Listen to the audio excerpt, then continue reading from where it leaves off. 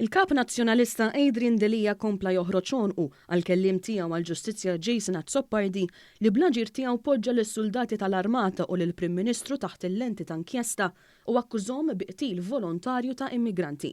Meta kien qiegħed jieħu sehem fil-programm Realtà fuq l-Istazzjon Nazzjonali, Adrian Delija kompla jaqbes għal-kellim tiegħu fuq il-ġustizzja u jagħmel tiegħu l-allegazzjonijiet. Ix-Shadow Minister tagħna tal-Ġustizzja. Mhux huwa għamilha, iffirma bħala avukat. Il-kwerela li fetaħ id-deputat nazzjonalista Jason Azzopardi tista' twassal għal akkużi li jġorru magħhom pena ta' omor il-ħabs.